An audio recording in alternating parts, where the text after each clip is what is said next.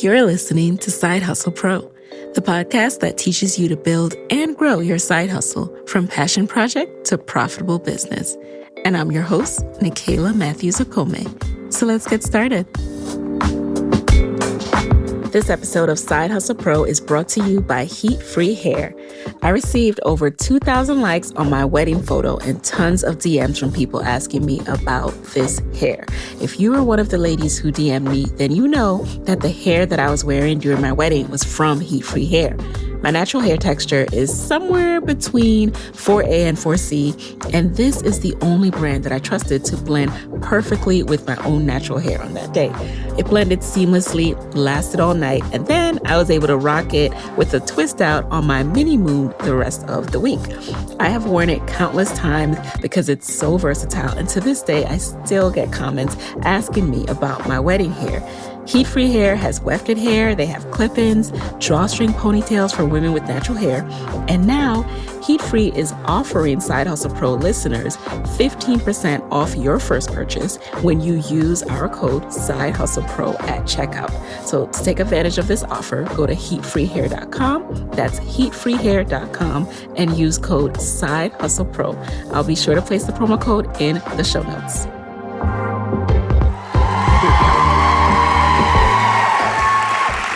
Welcome, everybody. Welcome to Side Hustle Pro Live.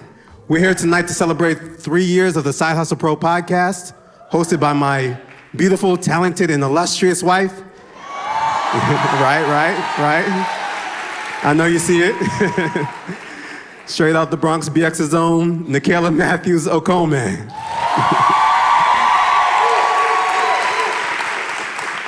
So for those of you who don't know me, probably most of y'all, my name is Moyo Okome. I'm an entrepreneur. I'm Nigerian. I'm from Brooklyn, New York. None of that matters tonight. Tonight, I am husband to Nicaila Matthews-Okome. Over the past 3 years, she's created a podcast that has over 2 million downloads. But much more important than the numbers has been the impact and the why. So she started the podcast at a time when she felt lost and didn't know where to go. And she almost started to feel like she wasn't enough. Anybody ever feel like that? Let me know. All right? So she found that she was telling the stories of Black women entrepreneurs, and those were the stories she was attracted to, and she got addicted. She started going back to her roots as a blogger and a writer. The popular narrative out there said that to be an entrepreneur, you need to move out to Silicon Valley, move in with about 8 or 9 of your buddies, and live on an air mattress. She wasn't feeling that. So she sought out the stories of real women like her who are not drawn to that narrative. They want to carve their own path, create businesses, freedom, and wealth. She had no idea how or why it could become a business, but she proceeded anyway. She knew those stories were powerful and that the world needed to hear them. So she kept seeking them out, building her skills as an entrepreneur, as a marketer, and as a podcaster, and sharing them with the world. By no means has it been easy, but looking out at this room, I know it's been the right decision and it's been important. And this content has meant so much to so many people, am I right? Yes. All right. So I think it's all been worth it, would you agree? So I'm so proud of her for the work that she does. I'm so proud of you guys for the community, for being here and for all that you do, and I'm so proud of where everything is going. So tonight we're gonna have a great conversation in store. We have, of course, Nicaila and Maya Elious. You guys excited for that? All right.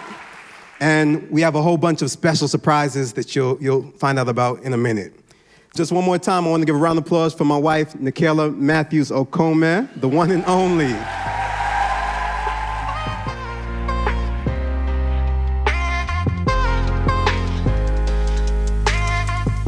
Everybody. Hey, look at y'all. Thank you for being here tonight. Welcome to the show. Oh, I'm so happy to be here. Thank you for joining us. So I'm going to put you on the spot. You're usually the one interviewing, but I want to interview you. All right. So a couple questions for you. So we're all here gathered tonight to celebrate Side Hustle Pro, to celebrate you. Celebrate this podcast. So I want to know, how's it feel? So this right here feels surreal. I don't know if you guys saw this week I posted on Instagram and Facebook just talking about how 5 years ago this month, I was actually crying on a bathroom floor because I got a big fat no from a job that I thought was going to be it for me. I thought I was going to get the offer between my first and second year, and I ended up, graduating from my MBA program without a job, feeling super dejected, not knowing what was next. Never could have imagined that this was what was going to happen 5 years down the line. When I talk about never could have imagined, this is crazy to me. So I just want to thank each and every one of you who listened, each and every one of you who came out tonight. Thank you, thank you, thank you. Yes. And that just reminds me, so Nikayla doesn't like when I share this, but I'm going to share it anyway. We're fam, right? So when the show started 3 years ago, it was actually starting on the night of my birthday. We're going to go out for my birthday. And before we went out, she was supposed to put it live so everybody could hear it in the morning. And she said to me, maybe I shouldn't do this. I don't know if anybody would want to listen, right? So isn't that funny, just knowing where the show is going today? So I just say that to say, for anybody who might be thinking that way, just keep that in mind. So coming from those beginnings, what have you learned over the past 3 years of Side Hustle Pro? So first of all, based on Moyo's story, I clearly learned to push through. At that moment when you feel like I shouldn't do this, it's gonna be whack, no one's gonna buy this, no one's gonna listen to this, that's that moment when you should push through. That's the moment when you have to do it, because I truly believe that God puts a vision and purpose on all of our lives, and we get those signs and glimpses, but we don't get the full picture all at once. But when you see those signs, when you feel yourself coming alive, make note of that, because those little signs are going to add up to something down the line. Get started when you can't see where it's going to lead you, because if you just keep going, something will start to make sense. Something will click. And I've also really had to learn to push past my fear. Y'all, if you listen, you know I'm an introvert. I like my bed. I like my home.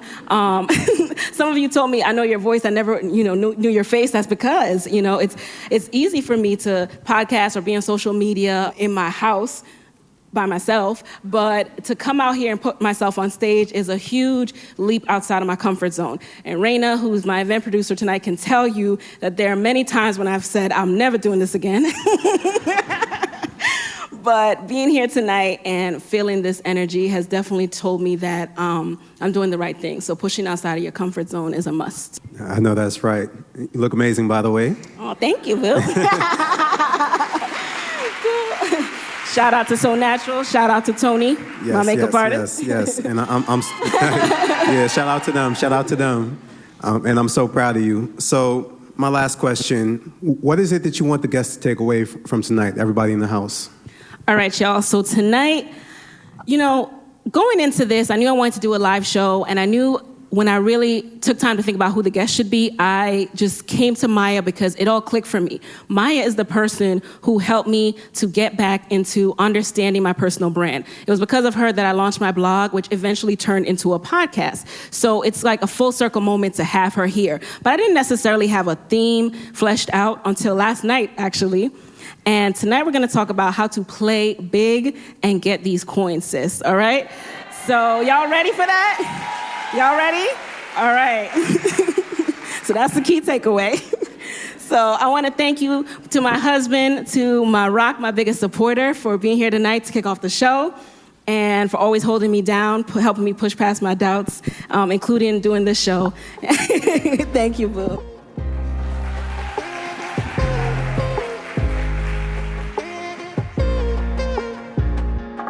So I want to introduce our guests. And coming to the stage is Maya Elious. For those who don't know her, she is a personal branding strategist. She will help you get your life together. She's helped me get my life together. And she teaches women how to master their message, package their expertise, and create a premium offer. Remember, we're playing big here, so a premium offer. And as I mentioned a little bit earlier, so I first came across Maya when I graduated from business school with no job at all, moving back home with Moyo. He was just my boyfriend at the time. And, no one wants to move in with your boyfriend with no job. So I was like, I need to get my life together. And I started looking up personal branding. I started looking up online marketing because as I was searching for a job, I said, who is Nikayla? What's the brand of me? What are employers even going to see when they look for me? So that's how I came across Maya, and I was so impressed with this woman. First of all, she was younger than me. She was out here making money on the internet legitimately, and she was sharing her income reports. That's how I knew she was making money legitimately. And not only that, she was just really smart. Like, on her website, if you go to it now, she'll tell you, I, got this online marketing thing on lock. And she really does. You know how everyone has a gift? That is her gift. So I came across her, I bought one of her programs, and I started to learn how to do my blog, but not just a blog to write about my weekends and my hobbies, a blog to create the brand of Nikayla. And so today I want to bring her to the stage, and I want to help you guys understand, because her life's mission is to help women with a vision like all of us make an impact in their industry and monetize their gifts. So we're going to talk about how to play big and get these coins and keep these coins. So please join me in welcoming Maya Elious to the stage. Thank you. So just so you guys know, we did not plan this. These are Side Hustle Pro colors. Thank you, Maya, for supporting. I got you. I mean, so we're going to kick it off. I want to know, now by this time, you've helped hundreds of women to clarify their message and to create an impact. But it didn't start like this. So you started out making MySpace pages for $50 or something like that. Yep. You graduated to being a graphic designer, and then ultimately you now coach women in how to monetize their gifts. So how did that evolution happen? I cannot believe that I started out doing MySpace pages. And it's funny because I heard her when she was talking about how I help people now create a premium offer. $50 was the premium offer, okay? I started at 35, I was 18 when I started, and I just thought, I was killing it. At 18, I didn't have no bills. My dad was still paying my bills. I still lived at home. So people paying me $50 here and there, I just knew I was it, okay? So it's really amazing to see how much I've grown. I love even looking back at my own story and just be like, wow, I can't believe I've made it this far. So I think the commitment to keep going is what has gotten me here now, because I've learned so much through trial and error and Google and YouTube. I learned so much from that, because I did eventually end up dropping out of college. I transitioned from MySpace design and club flyer design to doing websites. For those of you who have never heard my story, I started telling people I was a web designer, even though I really wasn't. But I was like, if I can code a MySpace page, then I can make a website. So then somebody paid me to make a website, so I went on YouTube and I was like, how do I make a website? So honestly, just believing in myself, I had this crazy, bold faith and confidence within myself. And I honestly say that I really had an advantage starting out so young. I was 18. It was 2008 when I was doing this. And there wasn't as much noise and competition as there is today. So I never felt like, I can't do it because everybody else is doing it. It was just kind of like, wow, people are going to give me money to do what I love. Let me just keep doing this. So just learning, Googling, YouTubing, loving to be educated in my topic. That's definitely what got me here. Now, most of us, myself included, we do something that, you have kind of moved past. And I want to touch on that. So I want to talk about the mindset. When we start out side hustling and we start making a little money, we're like, this is good. This can cover my grocery bills. Okay, this can cover a trip to Miami, and so forth and so forth. And then I think we limit ourselves and we kind of reach a plateau where we don't visualize a bigger picture. We keep ourselves stuck in the mindset that I'm going to continue doing this out of my house, but what if you visualize starting your own storefront, or visualize being in a national retailer, or beyond that, visualize impacting hundreds of thousands of people with your message and not just your 10 clients. So how did you go from thinking small to playing big? That's such a great question. I definitely would say your environment. Because even when I hang around people that believe in bigger, they believe in themselves, they're always doing bigger things themselves, it encourages me to do so. It's like you want to hang out in environments where thinking big is the norm. And if you're in environments where you look like the crazy person, you're going to start thinking that you're a crazy person. So I definitely feel like I've been so fortunate, so blessed to have circles and relationships with people who think bigger than me sometimes, because I'm like, wait a minute, I'm the one that's playing small. Sometimes I want to be the person. They say you don't want to be the smartest person in the room. Sometimes I'm the person that's thinking the smallest, and I'm like, okay, I need to step my game up. So definitely your environment. And guess what? When you start your business, it's not going to be your homegirl that you've been rocking with for the past 10 years that's gonna help you level up. It might not be. It's not going to be your parents. It might not be your spouse. So you're going to have to find that circle of people specifically for where you're trying to go. Yeah. And it's a gradual process, right? Like, you started out charging your $35, your $30. First of all, how did you know how much to charge as you started going up in rates? Girl, I just be putting prices on the site, and I'm like, if one person could pay it, somebody else is going to pay it. That's my pricing method. And when did you know when to raise your prices? Because, okay, something we have to touch on is not everybody should be raising their prices, right? We can't just go out there and say so-and-so charges this, so I'm going to charge this. Case in point, my own podcast, Accelerator. There are a lot of people who tell me, oh, it could cost so much more. I kept the price for over a year and a half because I was more focused on making the program what I want it to be. Shout out to my podcast moguls. Who's in the room for podcast moguls? Woo! So I'm more focused on getting the impact and the results than a quick price hike just because I can, just because that's what other people are charging. Mm-hmm. So what's your approach to knowing when it's the right time? Right. So I think there's a couple approaches. Like, when I first started, my approach was, it's not even worth the energy anymore. Like, I'm not even excited for this $35. I'm not excited for this $75 or this $125 or this $500. So a couple things, like, I used to charge a la carte prices because I started out as a designer, right? So if you're in a service-based industry where you provide graphics, or you provide photography, or you provide videos or anything like that, there's going to be a time where you're like, I'm not going to do this work for $100. Not because you think the work is beneath you, but you're like, there's a minimum number that I'm willing to accept, right? So I got to a point where I was like, okay, I want $500 to be the minimum number that I accept. So I'm like, what do I want to put in this package to be worth $500? So when you're raising your prices, it doesn't have to necessarily be like one service goes from 50 to 500. It could just be like, I'm only offering packages. So that's one way that I raised my prices. And then another thing was, when I would raise my prices, I knew that I could back it up. Like, I knew that I could articulate the value. So if anybody ever tried to question why they were paying that, I could easily back it up. It wasn't just like, well, the market says. Like, nobody cares what the market says. Can you back up the value or not? Right. So those are the two things that I think about. Okay. And speaking of playing big, another thing that I consistently hear on the internet, y'all, don't let the internet rush you, okay? Do not let Instagram rush you. But here's what Instagram has tried to make me do this year.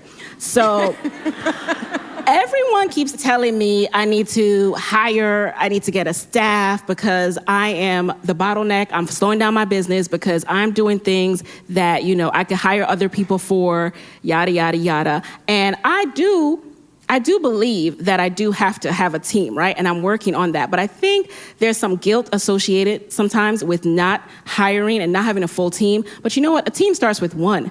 You got to get that one team member and master the, communication to them about what you need, your training. Learning to train someone is hard, right? Because you're so used to doing it yourself. So what has been your approach to scaling up your team without beating yourself up if it's not fast enough? What have been some pitfalls, some wins? Yeah, I remember when I was like first trying to grow my team, and I won't say everybody, but it's like you try to start out with interns because it's like, I need help, but I ain't got no money. So I was like, okay, let me start out with interns who needs a credit. And I was like, you just didn't even know what to delegate. It was just kind of like, yeah, I need this team, but I don't even know how to be a boss. Like, you really don't know how to be a boss until you know how to run a team. So the first thing that you want to figure out is like, what do I do every single day? You need a clear clear process and a clear system to be able to delegate. Because even if you're not delegating to human, you're delegating to a software. That software needs to know what to do. It needs to have a very clear system. So I definitely got really, really clear on my systems and my business, so that way when either if I did the work, I could do it most efficiently, or if I brought somebody on, they could do it most efficiently. Because it's like, if I'm paying somebody hourly, it's like they have to get it done in a streamlined fashion, and they can't get it done in a streamlined fashion if every 30 minutes they have to say, what's next, what's next, what's next. So before you hire, what you want to do is document what you're doing every single day. That's not a revenue generating task that only you can do. You want it to be a task that, so anybody could literally do, and you want to make sure that it's streamlined so you're not wasting your time or your money. So I want to transition a little bit to talking about what Maya does best, which is getting clarity and mastering our message. But before I do, I just want to do a quick show of hands. I want to see how people are feeling in the room. So how many of you, raise your hands if you feel that you are clear on your message and you know what sets your brand apart? Raise your hand if you know that. All right, I see about... And those hands are coming up real slow. You don't get credit for the slow hand. No, ma'am, that is not clarity, but it's okay. It's okay. So that's why Maya's here. So Maya, you always emphasize that we are born to use our voices to make an impact. So why do you think so many of us are afraid to put our voices in our brand? I think that oftentimes we devalue our stories. We don't think our story is enough. And so we always want to put the stock photo out there. We want to put the logo out there. We want to put the colors out there. And it's like, we want to see your face and we want to hear your voice. But a lot of people they just don't think they are enough. And so that's why they don't use their voice. That is deep. I wasn't expecting that, Maya. But it's so true, because I was reminded of that this week and sometimes you might even think like, oh, everybody knows my story, but people are joining into your story at different points. Case in point, this week when I posted again about, the story of me not getting the Google job. And I'm tired of telling this story. Like, first of all, I'm not trying to give Google all those props, whatever. I'm not still thinking about them. But it's a reminder to people of where I've come from. And there's so many people who, I don't know, they didn't know that story. Not everybody is stalking your life. So you have to keep reminding people so that they know what inspired you to start this business. They know what sets your butter apart, what sets your service apart from someone else providing the same service. So now that we know why we are hesitant to use our voices, can you talk a little bit more about what content marketing actually is and how to use it effectively? So content marketing is just a way to market yourself, your products, or your services through content. And I really think, really good content is just a conversation between you and a potential buyer. And the best conversations are through ways that we can connect with people, and the easiest way to connect with people is through storytelling. So if you're struggling to use content to build your brand and struggling to use content to drive traffic to your page or drive traffic to your offers, you need to learn how to comfortably tell your story and find a connection point between you and your audience. And the more you put out content, the more you ask them questions, the more you view it as a conversation, that's how you build relationship. Relationship is so important, whether it's collaborations like this or it's building a relationship between you and the people that are going to be buying from you. So always just consider yourself building a relationship, because I think, when we use terms like funnels and marketing and strategy, we're like, okay, I have no idea what I'm doing. But really good sales and marketing, it's just the best people that can sell are the people that just know how to make a great connection, right? So if you can just figure out, how do I make a connection between me and the people that I want to help the most, you're going to be great at content marketing. How do I use something like email to attract a customer and keep them coming back? So we'll use email as the example. You definitely want to be consistent with it. So when people are building their newsletter, they're like, oh, I'll just send out a monthly newsletter, right? People are like, I don't want to annoy, the people on my list, but those people opted in specifically to hear from you. Like, imagine if somebody you cared about only called you once a month or only texted you once a month. You can't build a relationship off of that. So you want to send out Pops back in every 6 months. Right. You pop back in every 6 months only when you want something, right? Those are the worst relationships. So you can't be the person that's only sending out an email when you know you're about to sell something. That's the absolute worst. People are going to unsubscribe from that. So you want to be frequent in your communication. You want to be genuine. You want to let them know what you're up to, the new products that you came out with, why that new product is important to you. Tell a story about it. Tell a story about how it can help them. So whether it's email, social media, blog post, podcast, you want to do it consistently as if you're trying to build a relationship. I'll never forget, I went to a conference and Arsha Jones said this. Arsha, you in the house? I think you're here, right? So there you are. Woo! I'll never forget, you told me, when you send an email and you see all those unsubscribes, you're like, bye. I didn't want to pay for you anyway. If you don't want to be here, I don't want you here. Right. And so that's another hurdle we have to get over when we do content marketing. We have to understand that unsubscribes come with the territory. And you just got to let those people go and know the people who want to rock with you are sticking around. Right. So, I don't even look at unsubscribes anymore. I'm just like, I'm sending out these. ConvertKit just shows me. I'm like, I don't care. I didn't need to see this. I didn't need to know that. But yeah, I agree with Arsha. It's like they weren't going to buy anyway, and you're literally paying for people to be on your email list. So yeah. So what are some steps to clarify our brand messages? She's asking me these tough questions. I'm like, these are like real coarse questions. I'm like, some steps to clarifying your message. Step 1. Okay, so the first thing, you want to understand your story. What's the purpose behind what you're doing, what you're selling? You want to know your story. You want to know yourself. Second thing is you want to know who your audience is, who you're going to be selling to. You got to be very real about this, because when I started, I was like, yeah, my audience is corporate. It's white men between the ages. It was like, girl, no, it's not. Because if you look at your PayPal, it's Black women paying you in their 20s and 30s. So let's be real. But I was like, yeah, white men have money, so that's who my audience is. And I was like... But Black women have money too, okay? So you want to know who you are, the purpose of what you're doing. You want to know who you want to impact. And I think that's really the way to think of it. Like, not who has money, who do I want to impact? Because there's always going to be that group of people that will have money for you if you know how to position yourself well.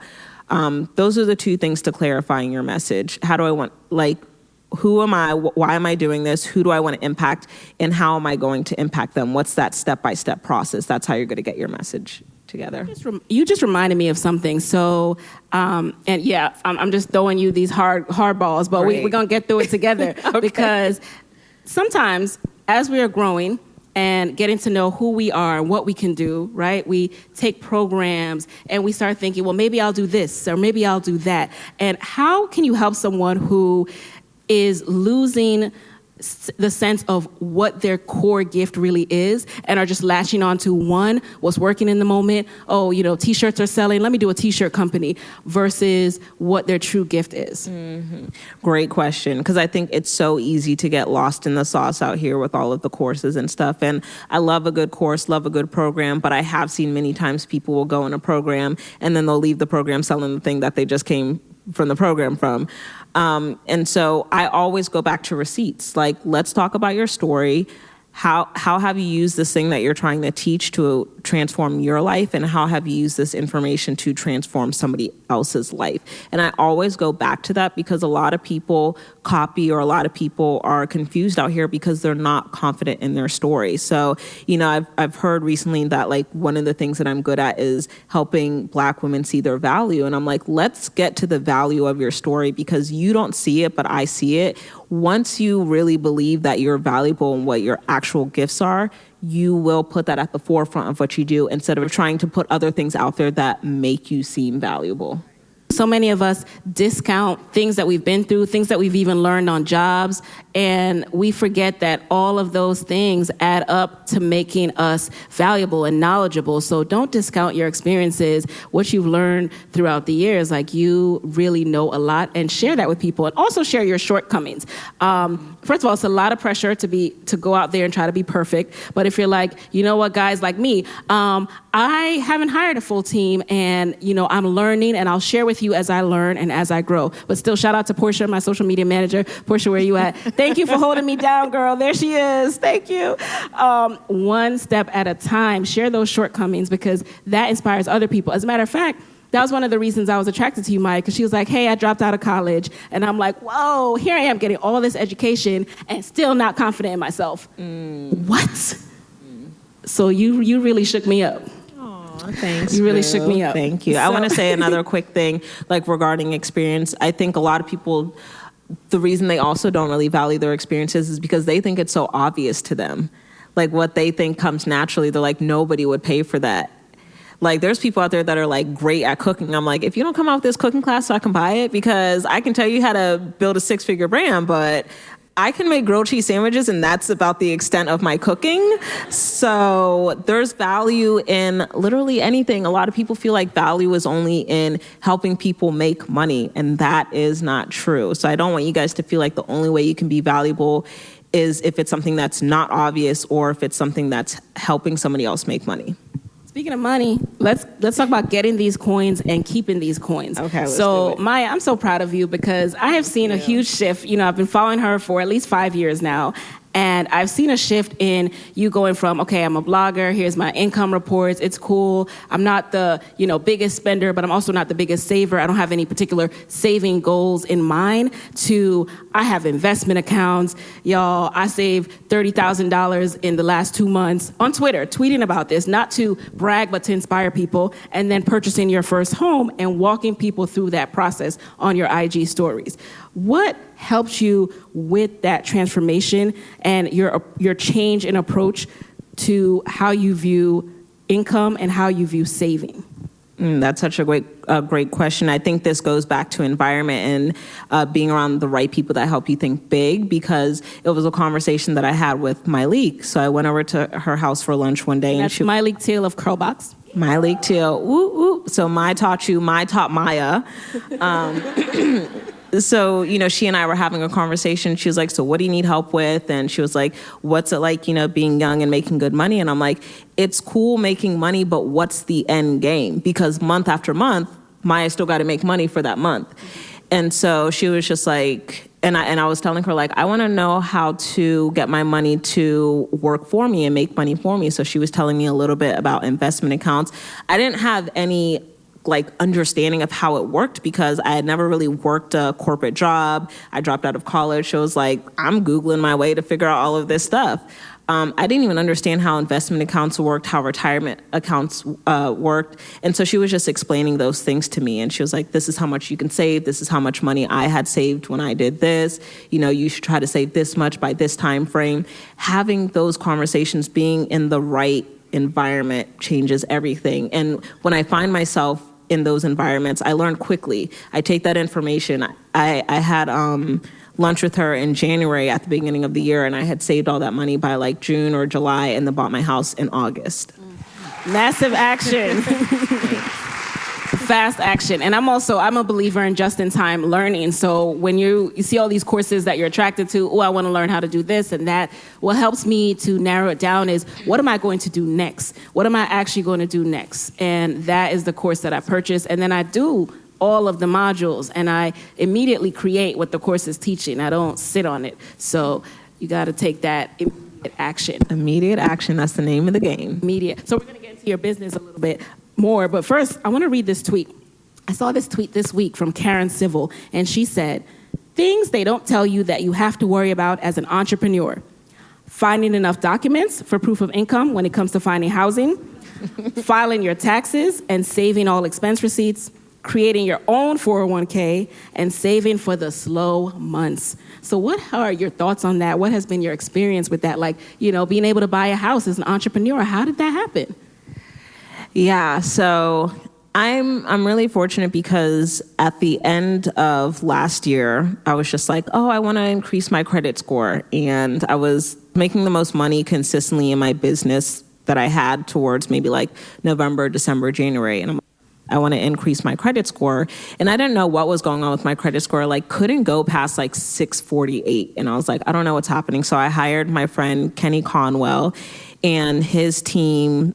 They removed some derogatory marks from my credit. I had 3 on there from hospital bills or something like that from years ago. So they got rid of it, and my score shot up maybe like 60 to 80 points or something like that within a couple of weeks. So I'm just like, cool, I have a great credit score. It wasn't even in my mind to purchase a home at the time. Like, really in my mind, I'm like, I'm going to be bougie. I'm going to live in high rises my entire life. I'm going to travel, all of that. And then I had planned a trip for Bali, and I was like, wow, I'm about to be out of the country for 2 weeks and paying a whole month of rent. I don't want to do this. So I'm like, let me just buy a house. And I was really fortunate that Let me just buy a house.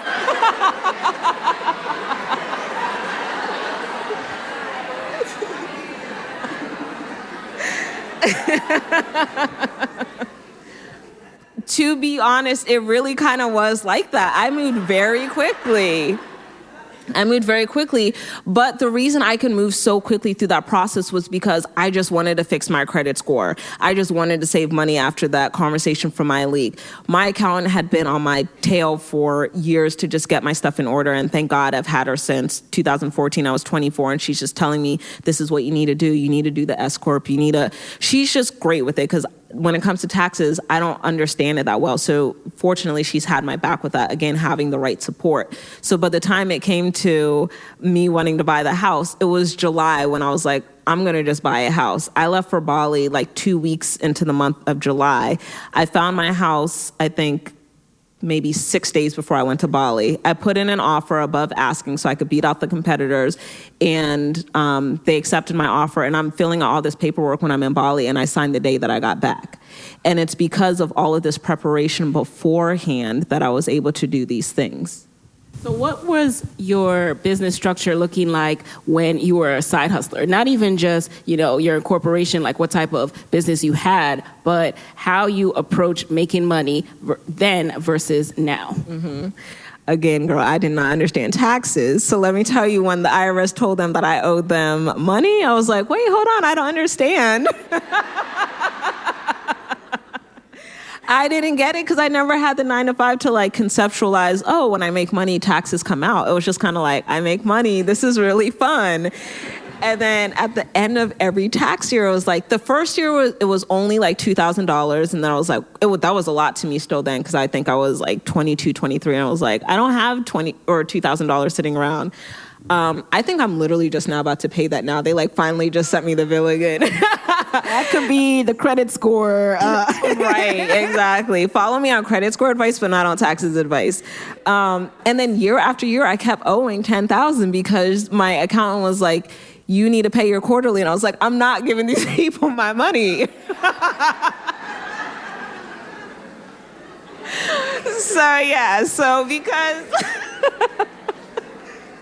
So I was in LLC for up until 2018, and she was like, okay, let's fix a way so you can stop owing so much every year because you're so slow in paying them back.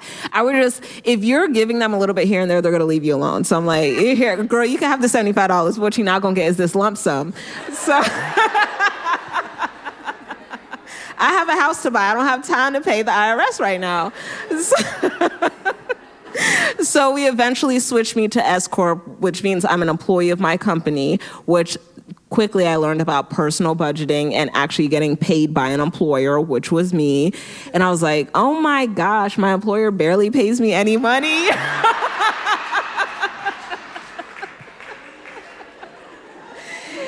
And oh my gosh, when that direct deposit hit, them taxes came out. I was like, what is this? I paid myself $2,000. I only got $1,500.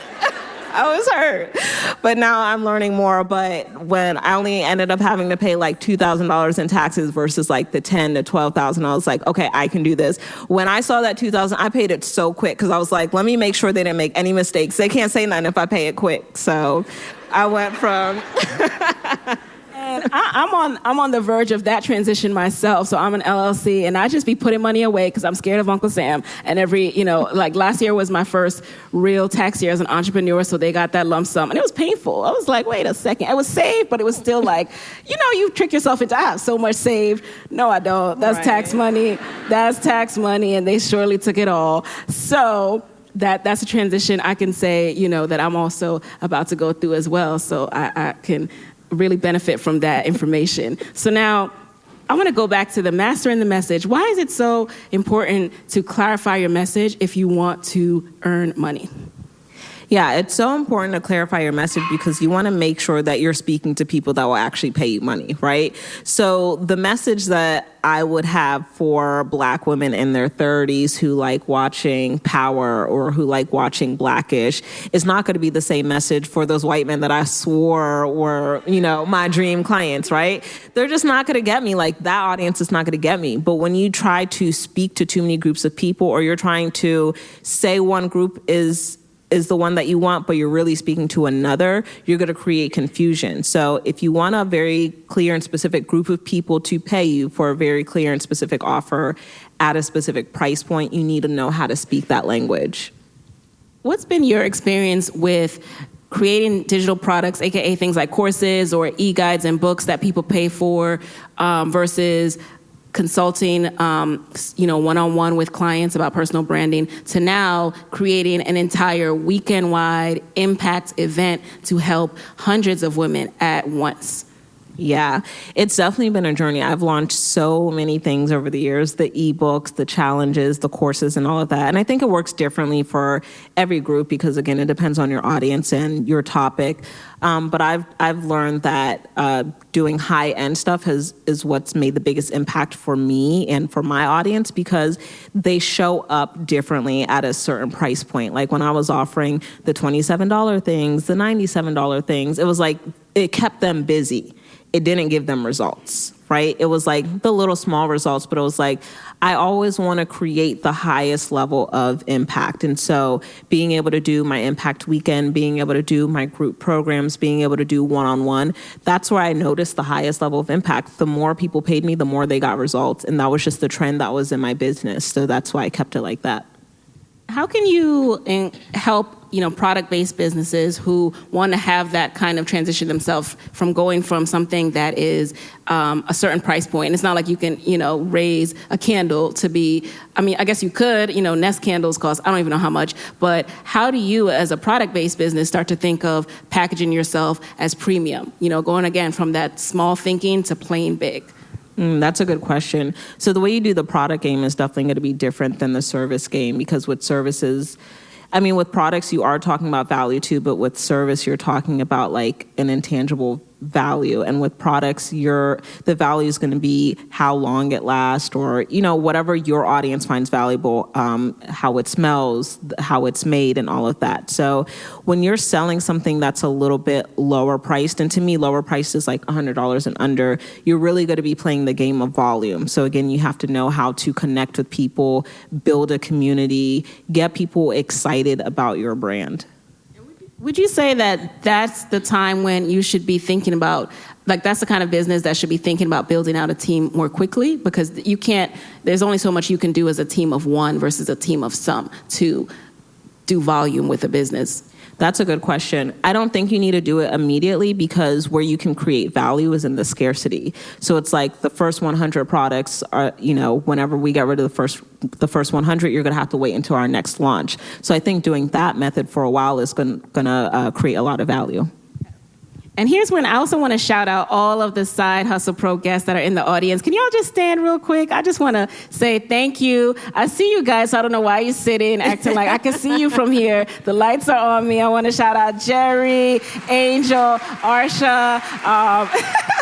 I saw everybody who came, Dominique. I can't see you. Oh, my God. But everybody who's here, every single one of you, the reason I was so attracted to you guys is your story. It's everything that we were talking about today, and the fact that I was attracted to, first of all, learning how you overcame obstacles and how you are taking something that still has challenges. For example, Jerry, as I was preparing for the show yesterday, I stopped by Turning Natural, Southeast, and, I could still see what we were talking about.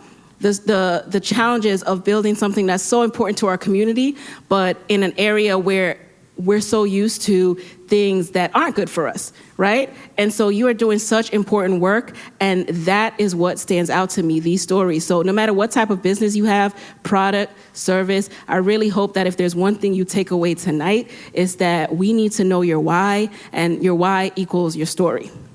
So Now I want to get into the lightning round, which is sponsored by Verizon. Shout out to Verizon. Thank you so much for supporting Black women entrepreneurs. And you know the deal. You just answer the very first thing that comes to mind. Since Maya has been here before, we switched it up a little bit. So I hope it doesn't take you too much for a loop, but let's go. Right, I'm nervous. So number one, what was the most clutch lesson you learned in 2019? To save my money. Okay. Who is the most unexpected person that you've learned from? These are so hard, I'm nervous. Wait, let's come back to that. Okay. See, these are hard, I know. What is a non-negotiable part of your day? Nap time. Story time. So I went on a retreat called the My Taught You Retreat, and Maya was my roommate. I would come back from sessions and find this girl just napping all the time. It was only a 3-day retreat. So she takes nap time very seriously. I do. So what has been one of the best business books that you have read that has really helped you in your business? Ooh. So every time I get this question, it's usually not a business book that I've read that's made a transformation. It's a mindset book. And I really believe that in order for us to succeed, it always starts with mindset. Like, we could have the absolute best business strategies, but if we don't have confidence that that strategy can work for us, it really doesn't matter if we have the best strategy. So I have to say 2 books. So the first book is The Power of Focus. And if you guys follow me, you've seen me talking about that. I'm rereading it now. That just helped me focus on everything. It just got me together. So The Power of Focus by Les Hewitt, Jack Canfield. There's three authors. And Atomic Habits by James Clear. Like, that is such a great book. It just helps you see like the little things that you do every day that can change your life. Okay, we're coming back to who is the most unexpected person? What's the most unexpected place? I'll add some more context. Okay. That you've learned from. I was trying to drag on my answer for the last one. I'm like, okay, we're out of time. Most unexpected place, maybe Bali. Bali was amazing, and I found me a little Bali boyfriend for like a couple months, and it was great. So, alrighty. Now, what is your parting advice for Black women entrepreneurs, this audience who want to be their own boss one day but are worried about losing that steady paycheck and paying taxes? 1, don't take tax advice from Maya Elious or non-tax professionals, and be clear on your value so you can really get paid what you're worth. Because these quotes about like, get paid what you're worth and add tax, they're cute, but if you really cannot articulate your value, you don't believe in your value, you're not going to be able to ask for what you want. All right. So guys, now it's gonna be time for Q&A. This is also sponsored by Verizon. Shout out to Verizon. So the way it's going to work, we have microphones. We have Angela over here with the microphone. So you just come on down. If you have a question, now is your time. We have some special treats. Don't just come down for the special treats though, for those who ask questions. And here's how it's gonna work. So remember to keep it brief, say who you are, ask a question, no elevator pitch. Who's gonna be first? All right, I see some folks coming on down. Come on down. Hi, everyone. My name is Elious. I'm one of the vendors outside. I'm the owner of Body Treats. So my question is, my business is about to hit year 3. Mm-hmm. What tips would you give a small business owner like me who sells product to scale? So I'm going to start with, because we've spoken, Elious, and I know, more of your story. You guys check out the Body Treats episode of Side Hustle Pro. But, you're in a space where you have been doing it all on your own, kind of like we talked about in the beginning of tonight's conversation. And now you're in a space where you have to bite the bullet and start hiring help. Start figuring out, what's going to be my warehouse? Where's this going to be made? How can I get this out of my kitchen and into a place where we can produce at volume? Hello, I'm Brittany, and blogger, aspiring motivational speaker. I guess my question is, you guys have such great confidence, and I battle a lot with validation. I think I chatted a little bit about this at the retreat with some of my Talk to Your retreat goers. Hey, but anyway, how did you overcome validation in growing your businesses and what you currently do?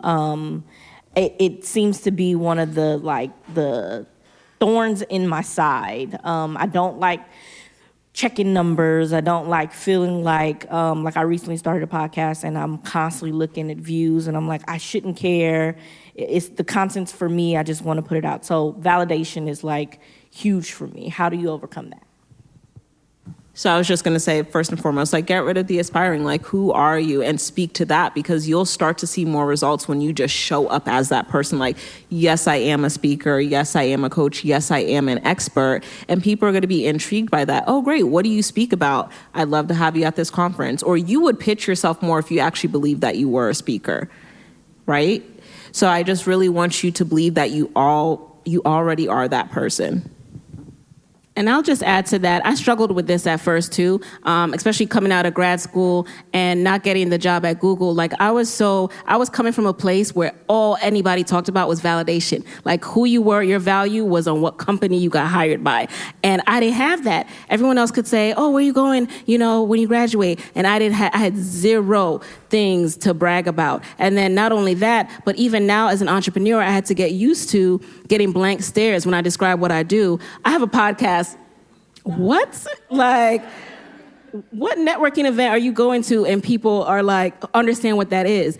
And I had to get used to being able to put a period after that and not feeling the need to explain and provide context. I have 2 million downloads, blah, blah, blah. Stop. I find the validation now in myself, because when all that was stripped away, and I really think that was God stripping all that away to show me that I didn't need that. I didn't need other people's validation. That said, what you're describing with like podcast downloads and views, so that's not necessarily validation. That is making sure that you are reaching who you're supposed to be reaching. So for example, if you've launched a product or a service and not enough people are taking advantage of that, if you have something that is valuable to other people and they don't know about it, that means that we have to help you clarify your message, and we have to help you find your audience, because that means they're not finding you, they don't know you're out there, and that's what we want. So it's not so much validation, it's that you have to make sure that the people you're going to impact are aware that you're out there.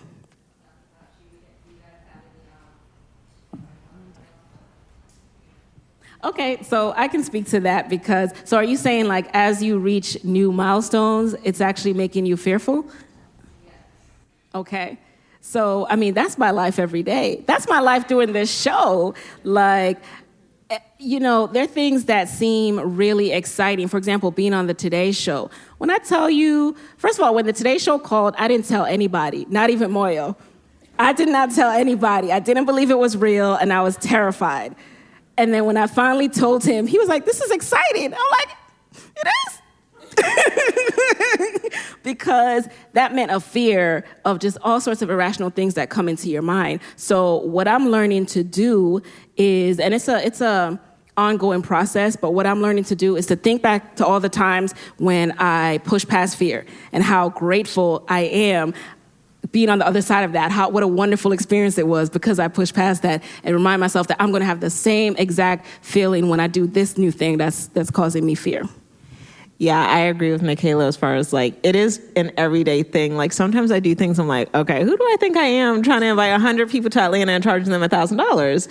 But then when people act on it or people start buying, I'm like, okay, I guess I kind of am doing this. And again, for me, it always comes back to relationships and environments, because sometimes I can't pull on my own confidence because I'm nervous. So I look to my circle and I'm like, yo, I'm really about to do this. And then I have friends that are like, of course you're about to do it. You're Maya Elious. Why would you not do it? So you need to have people that are just excited for you. Like, it's so important to build that support system. Like, it does not have to be lonely at the top. You can have people where you're just like, hey, I'm a little bit nervous. Can you just give me an encouraging word? Like right before we came out here, she's like, oh my God, let's just pray really quickly.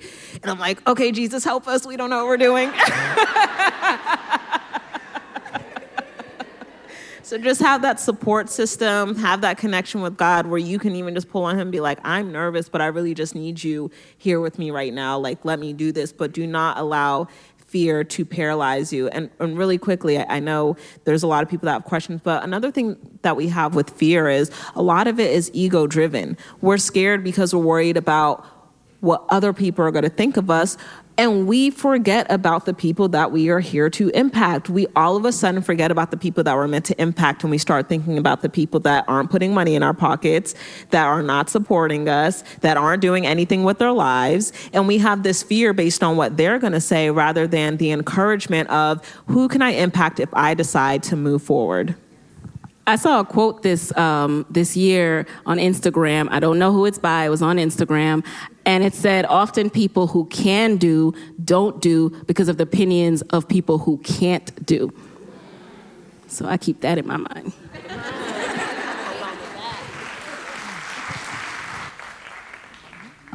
All right, well, guys, can you join me in giving Maya a hand for being here with us tonight? Thank you so much.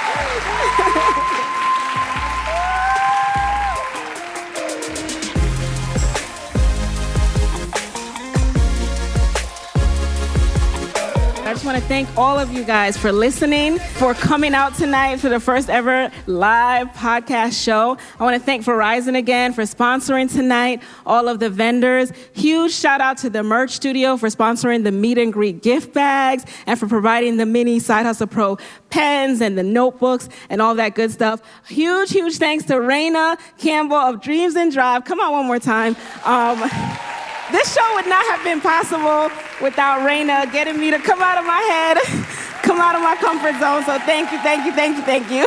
I want to thank all my family and friends for being here, for being staff and volunteers. I really, really appreciate you. Thank you to my husband, again, my backbone, my biggest supporter, for helping all this to be. And then tell others to listen. And with that, there you have it, you guys. Thank you.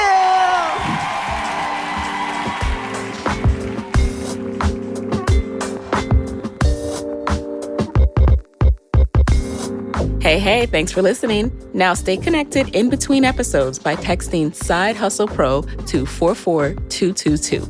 You'll get my weekly 6-bullet Saturday newsletters where I share what I'm up to, what I'm reading, my business tip of the week, and resources to help you grow your side hustle. And I'm working behind the scenes on some live events, which my email list will get access to first. So make sure you're in the loop. Text Side Hustle Pro to 44222 or visit sidehustlepro.co/SBS.